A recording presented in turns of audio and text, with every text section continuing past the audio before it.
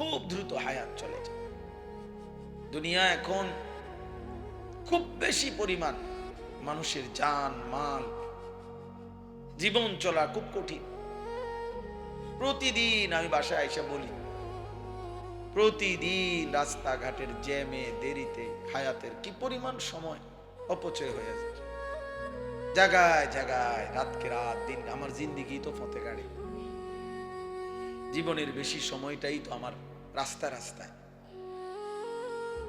তো দেখি এই ট্রাক কাইতুইয়া ফিরে রয়েছে, লরি কাভার্ড ভ্যান কাইতুইয়া ফিরে রয়েছে, বাস উল্টাইয়া রয়েছে, গাড়ি উল্টাইয়া রয়েছে। এই ঘন্টার পর ঘন্টা জ্যামে পড়ে থাকি, 2 ঘন্টা 3 ঘন্টাও আটকায় থাকি। তাহলে জীবনের কি পরিমাণ সময় আমাদের এমনিতেই অনাদরে অবহেলায় পার হয়ে যাচ্ছে, কেটে যাচ্ছে। কিন্তু আখিরাতের পুঁজি কোথায়? এরপরও যেটুকু সময় হায়াতের আছে, ইচ্ছা করলে নামাজ পড়তে পারতাম, আল্লাহকে ডাকতে পারতাম। একেবারে সুস্থ সবল মানুষ, কোনো ব্যস্ততা নাই, কোনো কারণ নাই, কোনো যুক্তি নাই, একেবারে ইচ্ছাকৃত ঠান্ডা মাথায় বুঝে শুনে যে মানুষগুলো মুসলমান পরিচয় জানার পরেও নামাজ পড়ে না, তার চাইতে বড় নিকৃষ্ট ডাকাত, অসভ্য, তার চাইতে বড় বেয়াদব আল্লাহর জমিনে কেউ। এটা একেবারেই একটা অমানুষ, বেনামাজি একদমই অমানুষ। এটা মানুষও না, মানুষের জাতও নাই, কোনো মানুষও না, মানুষের জাতও না। কোনো ভাবেই এটা কোনো মানুষের জাতে পড়ে না। বেনামাজি কোনো মানুষের জাতে না। মানুষের কোনো কোয়ালিটি তার ভিতরে না, ইনসানের কোনো গুণ তার মধ্যে নাই। বলে ভাত খায়, বেটা ভাত তো জানোয়ারও খানা খায় না। মানুষ হওয়ার গুণ কি আছে সেটা বলো বেটা। পেশাব পায়খানা কত জানোয়ারও তো বেটা পেশাব পায়খানা। ঘুম যায় তো জানোয়ারও তো ঘুমায় বেটা। বাচ্চা কাচ্চা লালন পালন করে, কুকুর বিড়ালও বেটা বাচ্চা কাচ্চা লালন পালন করে।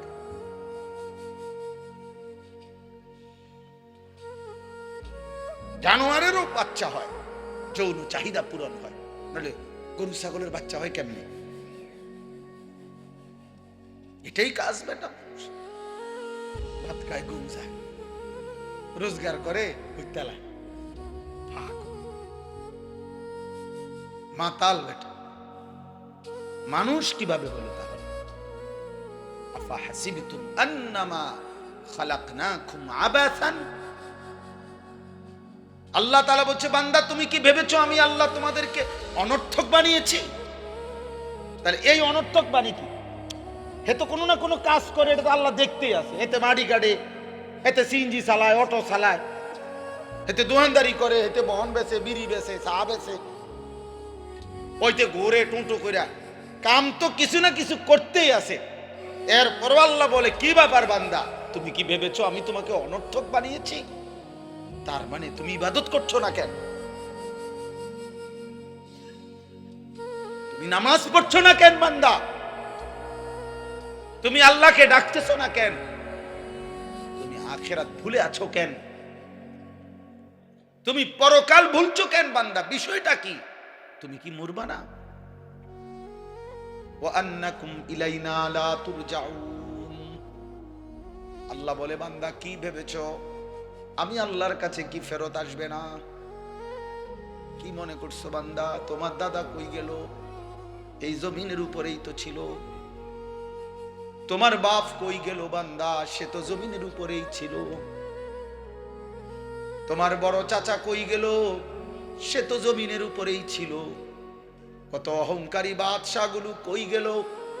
তারা তো এই জমিনের উপরেই ছিল। ফেরাউন নমরুদ কোথায় হারিয়ে গেল? ফেরাউন নমরুদ কেন মরে গেল? টাকার অভাবে, চিকিৎসার অভাবে, সম্পদের অভাবে, ক্ষমতার অভাবে, পদ হারানোর কারণে। ফেরাউন বাদশা থাকা অবস্থায় তো কি মারা গেছে। নমরুদ ক্ষমতা থাকা অবস্থায় মারা গেছেন কিনা? কারুন সম্পদ থাকা অবস্থায় ধ্বংস হয়েছে কিনা? তো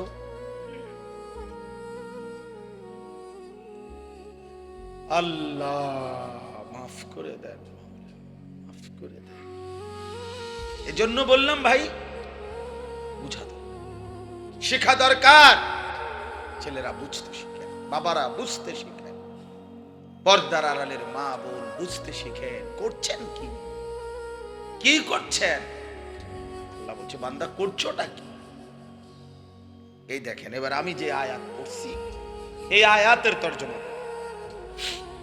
এখানে আমি কোরআনুল কারীমের 18 নম্বর পারা, কোরআনুল কারীমের 23 নম্বর সূরা, সূরাটার নাম সূরায়ে মুমিনুন।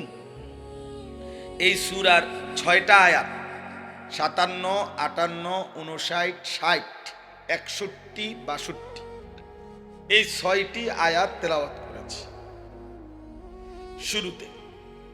এই 6 আয়াতকে সামনে রেখে আমি মূলত আর অল্প কিছু কথা আরজ করতে চাই। আল্লাহ তাআলা আমাদেরকে তৌফিক দান করেন। এখানেই বাকায়দা ইনশাআল্লাহ সুন্দরভাবে সময় দিয়েই নামাজ হবে, এজন্য হুড়াহুড়ি করার, উঠাউঠি করার কোনো দরকার নেই। এখানে পিছনের 2টা আয়াতের একটু তর্জমা বুঝার জন্য আর কি, পিছনের 2টা আয়াতের অর্থ বলতে হবে। এর আগের 2 আয়াত, এই আগের 2 আয়াত হলো 55, 56। আয়াহসাবুনা আন্নামা নুমিদ্দুহুম বিহি মিন মালিন ওয়া বানিন নুসারিউ লাহুম ফিল খায়রাত বাল লা ইয়াশউরুন। এই হলো কথা। এই পৃথিবীতে যাকে আল্লাহ তাআলা নিয়ম মাফিক খাদ্য, খাবার, অর্থ, সম্পদ, স্ত্রী, সন্তান, দুনিয়াবি পদ পদবি মনে করে সব কিছু নিয়ম মাফিক সুন্দর মতো দিতে আছে, খাইতেছে আরামসে, ঘুমো যাই। ওই ভাই, এই টুপিওয়ালা ভাই, আপনি মোবাইলটা নামান। একটা শব্দ কিছু বুঝছেন? ঘোড়ার ঘাস এমনি শোনেন মিয়া, এটা বলা হয়েছে না যে মোবাইল বন্ধ করতে? এমনি আমার দিকে তাকান, আমার দিকে তাকায় শোনেন, নিজের জন্য শোনেন, নিজের জন্য শুনলে ভালো ছেলেরা বাবা। তাইলে তুমি, আমি এই যে আমরা এখন বলছি, এর মানে কি? তুমি আজকে 1 ঘন্টার ভিতরে আব্দুল কাদের জিলানী হয়ে যাবা, কিন্তু বিবেক জাগে, কিছুটা হইল কলিজার মধ্যে একটা কি তৈরি হয়, দম অনুভূতি তৈরি। আহারে, যে ঠিকই তো কইল হুজুরে, আমরা কি করছি। এতে করে আল্লাহ যদি পছন্দ হয়, আল্লাহ বলবে যা বান্দা, আফসুস যেহেতু করলি, আমি তোরে আমলের তৌফিক দিয়ে দেব, যা। এইটা ভালো না? হযরত উমর রাদিয়াল্লাহু তাআলা আনহু যখন নবীজি সাল্লাল্লাহু আলাইহি সাল্লামকে হত্যা করতে রওনা দিছে, তো পথিমধ্যে ওনার বোন আর বোন জামাই ওনারাও কালেমা গ্রহণ করছে শুনে অগো বাড়িতে গিয়ে আগে অগরে কন্যাইছে, এমন মারা মারছে, মারতে মারতে ওরা যখন রক্তাক্ত হয়ে গেছে, তখন ওনার বোন, ওমরের বোন ফাতেমা, বোনের নাম ছিল ফাতেমা, এই ফাতেমা ওমরের বোন একটা কথা বলে উঠছে যখন রক্ত পড়ছে গায়ে। তখন সে বলছে, ওমর, আমি কি তোমার বোন নই? আমি কি এক মায়ের সন্তান না? তাহলে তুমি আমার রক্ত প্রবাহিত করার অধিকার তোমারে কে দিবে? আমি কি এক মায়ের সন্তান না? এই ওমর রাদিয়াল্লাহু তাআলা তখন থেমে গেছে, কাঁপতে, ইন্নালিল্লাহি, তো আমার আপন বোন, আমি ওরা মানলাম কেন? রক্ত ঝরাইবার অধিকার আমি কেমনে পাইলাম? এরপরে ওমর রাদিয়াল্লাহু তাআলা থাইমা গেছে। এই থাইমা উনি এবার একটু থাইমা পরে বলছে, বোনেরে, তাহলে হন, আমি যে সময় ঢুকছি এই সময় কি জানি পড়তেছিলি, এটি কম, কি পড়তেছিলি কম, এটা শোনা। আমার মনে হয় আর কি মালিক আসমান থেকে বলতেছে, ওমর ঠিক আছে, এবার হেদায়েত দিয়ে দেব, যা, হেদায়েত দিয়ে দেব, যা, শুনতে চাইছো তো, যাও, ঈমান দিয়ে দেব। তে এইবার কোরআনুল কারীম শুনাইছে ওমরকে 2-4 আয়াত, সূরা তাহা, এই সূরা থেকে ওমর রাদিয়াল্লাহু তাআলা আনহু বলছে, থামো, আর লাগবে না, বইছে, বুঝছি। কি বুঝছো? বলছে চলো। বোনকে বলছে, বোন জামাইরে বলছে। হযরত খাব্বাব ইবনুল আরাত উনি ছিলেন এখানে, আড়ালে লুকায় ছিলেন, তিনি মূলত পড়াইতেছিলেন। তো মূলত কোরআন শরীফ তেলাওয়াত করছে উনি, খাব্বাব রাদিয়াল্লাহু তাআলা। তো বসে, চলো সবাই চলো। কই যাবা? মুহাম্মদের দরবারে চলো, নবীজির দরবারে। কি করবা? হ্যাঁ কয় এখন তোম করে লইয়া আর গর্দান নেব না, নিজের গর্দানি মুহাম্মদের কদমে দিয়ে। তো কালেমা পড়ে মুসলমান হয়। ওই যে একটু থাম, একটু কইছে কথাইটা, আচ্ছা ক দেখি কি বলছে, কি পড়ছিলা কও এটি হুনা। তো কইছিল তো গোসা কইরা, আল্লাহ বলছে যায় এই অবস্থায় হেদায়েত দিয়ে দেব। এরকম অসংখ্য ব্যক্তি ইসলামের ইতিহাসে ঘটনা আছে, যারা অবচেতন মনে হয়তো খামখেয়ালি করে, অবহেলা করে, অথবা অবজ্ঞা করেও, তুচ্ছতাচ্ছিল্য করেও আল্লাহর কোরআন অথবা রাসূলের হাদিস শুনছে বা শুনতে চাইছে, কিন্তু মালিক ইচ্ছা করে বলছে যা এই অবস্থাতে হেদায়েত দিয়ে দিল। কে কখন বদলাবে, কে কখন পরিবর্তন হবে, এটা কেউ বুঝে না। সেদিন আমি এক জায়গায় মাহফিলের পরে 2 দিন পরে ওইখানকার এক মাওলানা সাহেব আমারে বলল, কয় হুজুর আপনি গতকাল আমাদের মাহফিলে রাত্রে বলছিলেন যে কিতাবের মধ্যে আছে ফজরের নামাজ। আমি বলছিলাম আর কি যে ফজরের নামাজ যে পড়ে না, এই ফজরের নামাজ যে পড়ে না, তারে সকালবেলার যেই কুত্তা চোখ মেলে, এই কুত্তা আল্লাহর কাছে বলে, আল্লাহ আমি চোখ মেলতেছি তোমার দুনিয়া দেখব, তবে মাওলা তোমার কাছে ফরিয়াদ আমি যেন কোনো বেনামাজি ফজরের নামাজ পড়ে নাই তোমার এমন কোন নাফরমান বান্দারে যেন না দেখি। এজন্য ফজরের নামাজ যে পড়ে না, তারে সকালবেলা তারে কুত্তা পর্যন্ত দেখতে চায় না, তারে কুত্তাই ঘৃণা করে, কুত্তাই ঘৃণা করে, কুত্তা তারে দেখতে চায়।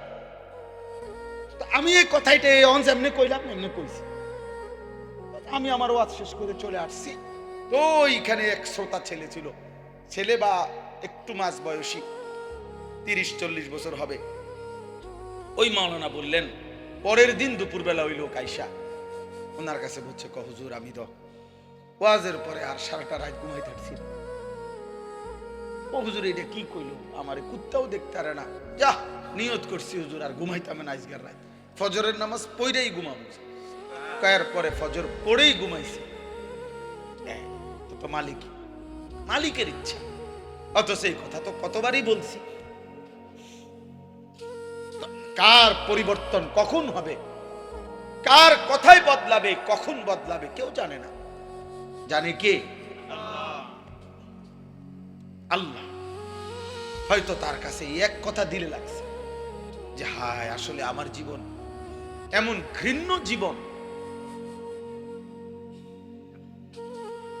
ফুজাইল ইবনে ইয়াস রাহমাতুল্লাহ আলাইহি, রাত্রি গভীরে উনি বড় ডাকাত সর্দার ছিলেন। তো গভীর রাতে উনি ডাকাতি করতে গেছেন।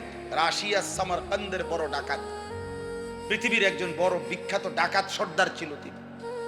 তো রাত্রিবেলা যখন গভীর রাতে এক বাড়িতে ডাকাতি করতে ঢুকছে, আল্লাহর কুদরতে দরজার সামনে গিয়ে যখন দাঁড়াইছে, তখন শুনতেছিল বাড়িওয়ালা ওই সময় আল্লাহর কোরআন পড়তেছে। আমার কাছে আরবি কিতাব আছে, কিতাবে লিখছে আজ-জুহাদু মিআতুন, ওই কিতাবে। তো এটা বাংলা অনুবাদ হয়েছে দুনিয়া বিমুখ শতমনীষী, অসাধারণ কিতাব। তো রাহনুমা প্রকাশন। তাই উনি দরজায় দাঁড়াইয়া শুনতেছে যে বাড়িওয়ালা ভিতর থেকে ওই ঘরের বুড়া মিয়া আল্লাহর কোরআন পড়তেছে, আলাম ইয়ানি লিল্লাযীনা আমানু আন তাখশা কুলুবুহুম লিযিকরিল্লাহ।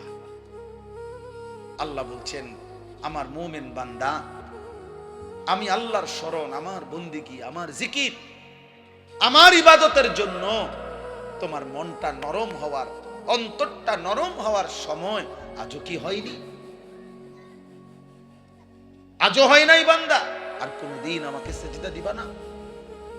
আর কোনদিন আমার নামাজ পড়বা না? তাহলে আর কোনদিন হালাল খাইবা না? আর কোনদিন নারী পর্দা করবা না তুমি? আল্লাহ যেন আম করে বলে, দিনের পর দিন যে ফজরের নামাজ পড়ে না, আল্লাহ যেন তাকে ডাক দিয়ে বলে, বান্দা তাহলে কি আর কোনদিন ফজরের সেজদা দিবা না?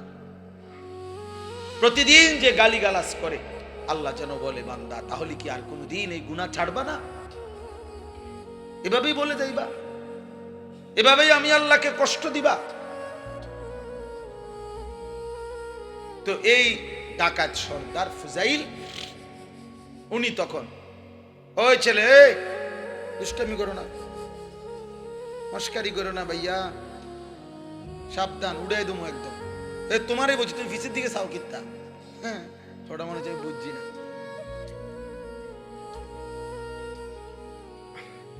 আমাদের নাগাসে ফুসাব যেন কয়, মোস্তাক ফয়েজি সাহেব কি বয়ন যাইব, হতন যাইব, কাইতন যাইব, মগর কি করন যাইতো না, ওড়ন যাইতো না, লড়াচড়া করন যাইতো না মাগা। তো উনি তখন এই আয়াত হঠাৎ করে গভীর রাতে, ওনার এই কথাইটা উনি তো বুঝছে অর্থ, ওনার কলিজার মধ্যে গভীর রাতের নিস্তব্ধ, চারিদিকে তো ঠান্ডা নীরব, এই এক আয়াত ওনার কলিজা ছিদ্র করে ফেলছে, দিলে লাগছে। উনি পিছন দিকে ফিরে এসে চলে আসছে, বালা ইয়া রব্বি কদ আনা, আর চিৎকার করে দুই হাত তুলে বলছে, আয় রব, আয় মাওলা, সময় হলো, হয়েছে সময়, আমি আর এই নাফরমানির জিন্দেগি করব না, দিলাম ছাইড়া। এরপরে আমি যেটা বুঝাইছি আরেকটু রয়েছে কথা। এই ডাকাত সর্দার তিনি এত দুর্ধর্ষ ডাকাত ছিলেন যে ওই জামানায় আপনার যেই কোনো মানুষ, পথিক, মুসাফির, এমনকি বাচ্চা পর্যন্ত ওই অঞ্চলে ওনার নাম শুনলে ভয় পাইত। তো কিতাবে লিখছে যে মায়েরা তাদের বাচ্চাদেরকে দুষ্টামি করলে, ঘুম যাইতে না চাইলে ভয় লাগানোর জন্য বলতো, এই ফুজাইল রে ডাকি, তো বাচ্চা কাঁপতে শুরু করত, মানে তাইলে বাচ্চা সোজা হয়ে যেত, চুপ হয়ে যেত, এমন ভয় পাইতো তাকে, বাচ্চারা পর্যন্ত ভয় পাইতো তার নাম শুনে। তখন তিনি চিন্তা করছে, ওই ঠিক ওই সময় রাত্রে উনি পিছনের দিকে আইসা কোথায় যাবে এই মুহূর্তে, তো আল্লাহর কাছে এক ফোঁটা চোখের পানি ফেলতে ওনার মন চাইছে, তওবা করবে, মাফ চাইবে, আজকেই গুনাহ ছেড়ে দিবে। ছেড়ে তো দিলই, ডাকাতি করে না। তো লিখছে যে পার্শ্ববর্তী একটা খালি ঘর একটু দূরে, এমনি সারা বাড়ি আর কি, এটার মধ্যে মানুষ থাকার কথা না, এইখানে উনি একাকী মনে করে নিয়ত করছে যে এখানে ঢুকে আমি একটু নীরবে চোখের পানি ফেলে আল্লাহর কাছে এই রাতেই তওবা করব। তো উনি ঢুকছে ওই ঘরে, ঢুইকা দেখে ওইখানে কিছু লোক, যারা তৎকালীন জামানায় মানুষ এক জায়গার থেকে আরেক জায়গায় সফর করার সময় রাত হয়ে যাওয়ার কারণে এইখানে আশ্রয় নিছে কিছু লোক আর কি, ওরা ওইখানে শুয়ে রয়েছে, মুসাফির, পথিক মুসাফির। তো এই মুসাফির যেগুলো শুয়ে রয়েছে, ওরা গভীর রাত, কিন্তু কারো চোখে ঘুম নাই, শুয়ে আছে ঠিক চোখ খোলা। তো তখন উনি ঢুকেই শুনতেছে, ওরা বলতেছে, সাবধান, ঘুমায়ও না কেউ, ফুজাইল যদি টের পায় তাইলে কিন্তু সব লুণ্ঠন করে ফেলবে, সব ছিন্ন ভিন্ন করে ফেলবে, সবকিছু ছিনিয়ে নেবে, কাজে কেউ ঘুমায়ও না, সতর্ক, কোনোভাবেই রাতটা পার করে এখান থেকে পার হইতে হবে, ফুজাইল কিন্তু যদি টের পায়। এই কথা উনি শুনছে, দাঁড়ায় দাঁড়ায়, উনি তো সেই ফুজাইল। এই তখন কিতাবে লিখছে, উনি এইবার এমন কান্দা কাঁদছে, কাইদা বলছে, মাওলা আমি বুঝি এমন নিকৃষ্ট হইলাম যে বাচ্চা পর্যন্ত আমারে ভয় পায়, এমনকি পথিক মুসাফির ভিন দেশি পর্যন্ত আমার নামে কাঁপে, আমি কি পরিমাণ মানুষের কষ্ট দিলাম। তখন উনি নিয়ত করে বলছে, আল্লাহ আমি আর এই জমিনেই থাকবো না, এই মাটিতেই, আমি এই দেশেই আর থাকবো না। তখন উনি তওবা করে সরাসরি হিজরত করে আল্লাহর ঘর মক্কায় চলে আসছে, আর বাকি হায়াত কাবার পাশেই উনি জীবন কাটাইছে। এরপর উনি হইছেন সাইয়্যিদুল আউলিয়া, আউলিয়াদের সর্দার।